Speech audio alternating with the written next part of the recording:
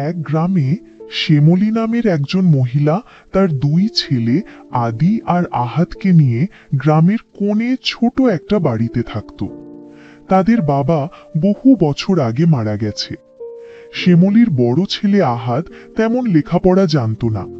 বাবা মারা যাওয়ার পর থেকে জমিতে কাজ করে সংসার চালাতো। আহাত তার ছোট ভাই আদিকেও লেখাপড়া শিখিয়েছে। আদি এখন বড় অফিসে চাকরি করে। তাও সে নানা বাহানায় আহাদের কাছে টাকা চাইতো। এমনই একদিন, ভাই, আমার কিছু টাকা লাগবে। আমার হাতে যা টাকা ছিল তা খরচ হয়ে গেছে। তাছাড়া মাসের শেষ, এখন বেতন পাইনি। বেতন পেলে টাকা তোমাকে ফেরত দিয়ে দিব। এখন তোমার কাছ থেকে কিছু টাকা দাও। বড় ভাইয়ের কাছ থেকে টাকা ধার নিতে হবে কেন তোর? তুই ছোট, বড় ভাইয়ের কাছ থেকে টাকা নিবি, এটাই তো স্বাভাবিক। আহাদ, আদিকে 10,000 টাকা দিয়ে দে তো। মা, আমার কাছে তো এত টাকা নেই এখন। 1,000-5 টাকা আছে। এই মাসে সংসারের অনেক কিছু কেনা বাকি আছে। তাছাড়া আদি তো এখন চাকরি করে, সংসারে কোনো টাকা খরচ করে না। এত টাকা কোথায় খরচ করে? সামান্য কিছু টাকা চেয়েছি বলে দেখলে মা, ভাইয়া আমাদের সংসার নিয়ে খোঁটা দিল। আজ বাবা থাকলে কি এভাবে মুখের উপর না করে দিত? থাকো তোমরাই বাড়িতে, আমি কারো কথা শুনে থাকতে পারবো না। যাস নে বাবা, দিলি তো আমার ছেলের মাথা গরম করে। ও তোর ছোট ভাই, তার সব আবদার তুই পূরণ করবি। তা না করে তুই কিনা কথা শুনিয়ে দিলি। থাক তুই তোর বাড়িতে, আমিও থাকবো না এই বাড়িতে। এই বলে শ্যামলী বাড়ি থেকে বের হয়ে গেল। শ্যামলী একা একা পুকুর পাড়ে বসেছিল। তখনই তার এক প্রতিবেশী তার কাছে এসে বলল, কি রে শ্যামলী, একা একা পুকুর পাড়ে কি করছিস? আর তোর মন খারাপ কেন? শ্যামলী তার প্রতিবেশীকে সব বলল। তা শুনে মহিলা বলল, আহাদ অনেক পরিশ্রমী ছেলে। সে ছোট থেকে সংসারের দায়িত্ব কাঁধে নিয়ে বড় হয়েছে, তাই টাকার মূল্য বোঝে বলে হিসাব করে চলে। আপনি এক কাজ করেন, আহাদকে বিয়ে করিয়ে দেন। বয়সও তো বাড়ছে, আপনার সংসারের কাজ আর কত করবেন? আমার কথাটা একটু ভালো করে ভেবে দেখবেন। শ্যামলী এটা শুনে বাড়ি দিকে হাঁটা শুরু করলো। তারপর শ্যামলী বাড়িতে এসে আহাদকে বলল, তোর জন্য একটা মেয়ে দেখেছি। আর কতদিন এভাবে একা থাকবি? না করিস না বাবা। আমি যে মেয়ে পছন্দ করেছি, তোর মেয়েটাকে দেখেই পছন্দ হবে। আমারও তো বয়স হয়েছে, বল, আর কত সংসারের কাজ করব। তুমি যা ভালো মনে করো তাই হবে, আমার কোনো আপত্তি নেই। তারপর শ্যামলী তার ছেলের জন্য একটা গরিব ঘরের মেয়েকে ঠিক করে, যাতে মেয়েটা শ্যামলী যা বলবে সব কথা শোনে। আহাদের বিয়ে এত আয়োজন করে হয়নি, কয়েকজন লোক দিয়ে বিয়ের কাজ শেষ হয়। পরদিন সকাল হতেই শ্যামলী তার ছেলের বউ তারাকে ডাকতে শুরু করে। হ্যাঁ মা, বলেন, আপনার কি কিছু লাগবে? এত বেলা করে ঘুম থেকে উঠলে কি সংসার চলবে? তোমার মা কিছু শিখিয়ে দেয়নি? যাই হোক, আজ প্রথম দিন, তাই কিছু বললাম না। আমাকে নাস্তা দিয়ে দেখো কি কি কাজ বাকি আছে। তাড়াতাড়ি করে সব শেষ করে আমার মাথায় তেল দিয়ে দাও। এইদিকে তারা বাড়ির সব কাজ শেষ করে উঠান ঝাড়ু দিচ্ছিল। এমন সময় আদি একটা মেয়েকে বিয়ে করে বাড়ি নিয়ে আসে। মা, এটা তোমাদের বৌমা। এখন থেকে লিমাকে তোমার সাথে সাথে রাখবে, তার যেন কোনো অসুবিধা না হয়। ও মা, কি সুন্দর লাল টুকটুকে বউ! আয় মা, ঘরে আয়, আজ থেকে এটাই তোমার বাড়ি। তারপর থেকেই শিমুলি সবসময় তার সাথে ছোট বউকে রাখত, কোনো কাজই করতে দিত না। এইদিকে তারা বাড়ির সব কাজ করত। একদিন তারা ছোট বউকে বলল, আজ আমার শরীরটা ভালো লাগছে না, তুমি বরং আজ রান্নাটা করে ফেলো। আমি এই বাড়িতে কোনো কাজ করতে আসিনি, কাজ করলে আমার সুন্দর হাত নষ্ট হয়ে যাবে। তাছাড়া এইসব কাজ করে ছোট লোকেরা। আমার বাবা একজন বড় অফিসার, তার মতো এমন 2-3টা চাকরানি সব সময় আমার সব কাজ করে দিত। এই বাড়িতে আমার স্বামী একমাত্র চাকরি করে, আমার স্বামীর টাকা দিয়ে সংসার চলে। এখন থেকে আমার সব কাজ করে দিবি, আমি যা বলবো সব করে দিবি। আমি তোমার বড়, এতগুলো কথা আমাকে তুমি শোনালে? স্বামীর বাড়িতে কাজ করবে, এখানে বড় লোক ছোট লোক নিয়ে কথা বলতেছ কেন? আমি যেমন এই বাড়ির বড় বউ, তুমিও এই বাড়ির ছোট বউ। আমি কাজ করতে পারলে তোমার করতে সমস্যা কোথায়? এমন সময় শিমুলি ঝগড়া শুনে চলে আসে। তোমার সাহস কি করে হয় আমার ছোট বৌমার সাথে ঝগড়া করার? তোমাকে এই বাড়িতে আমি দয়া করে এনেছি, আর এই বাড়ির সব কাজ তোমাকেই করতে হবে। ছোট বৌমার সব কাজ করে দিবে। এই কথা শুনে তারা কান্না করতে করতে নিজের রুমে চলে যায়।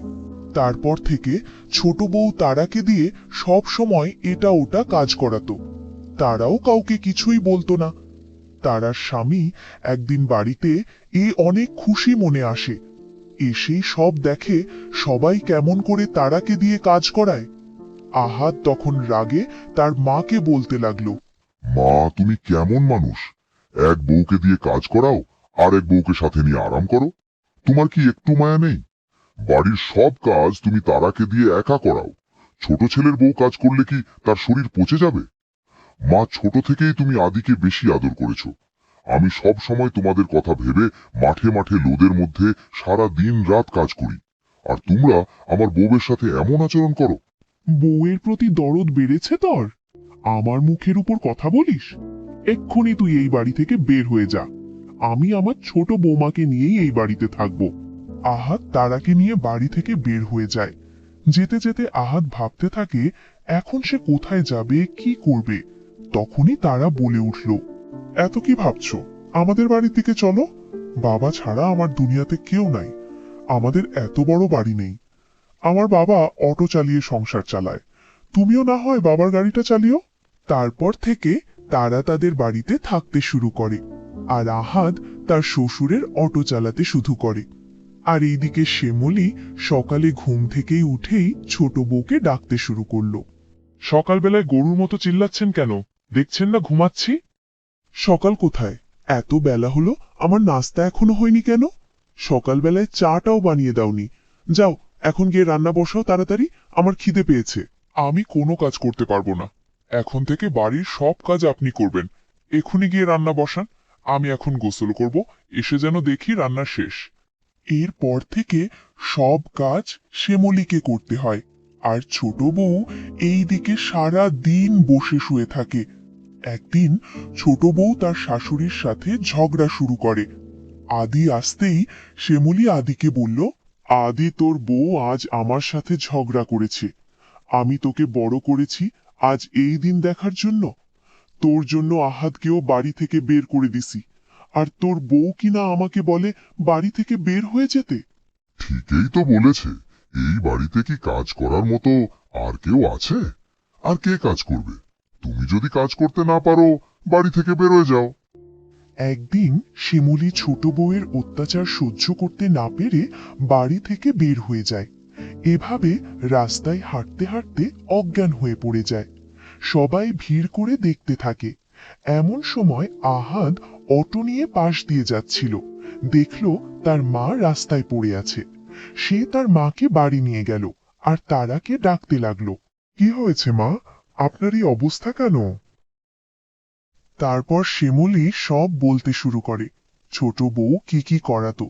তারপর শিমুলি তারার কাছে মাফ চাইল। আমাকে মাফ করে দাও বৌমা, আমি তোমার সাথে অনেক অন্যায় করেছি। মাফ চেয়ে আমাকে ছোট করবেন না। আজ থেকে আপনি আমাদের সাথেই থাকবেন। এইদিকে সবাই বাড়ি থেকে যাওয়ার পর বাড়িতে আর রান্না হয় না। আদি প্রতিদিন বাহিরে খেয়ে অফিসে যায়। এমনি একদিন, প্রতিদিন বাহিরে খেতে ভালো লাগে না। আজ থেকে তুমি বাড়িতে রান্না করবা। মা ভাবি থাকতে বাড়িতে কত মজার মজার রান্না হতো। বাহিরে খাবার এখন গলা দিয়ে নামতে চায় না। আমি কোনো কাজ করতে পারবো না।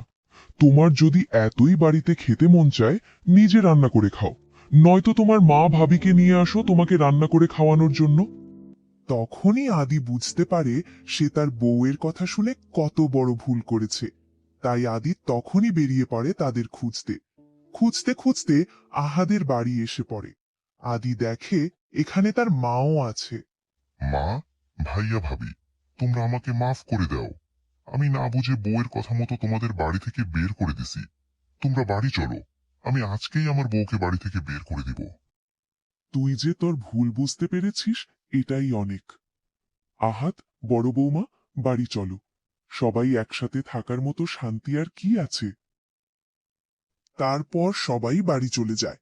বাড়িতে গিয়ে আদি তার বউকে বাড়ি থেকে বের করে দিতে চায়। কিন্তু সবাই আদিকে বুঝিয়ে রাখে। তারপর থেকে সবাই একসাথে মিলেমিশে থাকতে শুরু করে। ভিডিওটি ভালো লাগলে এবং আরো এমন সুন্দর ভিডিও দেখতে আমাদের চ্যানেলটি সাবস্ক্রাইব করে পাশে থাকুন। ধন্যবাদ।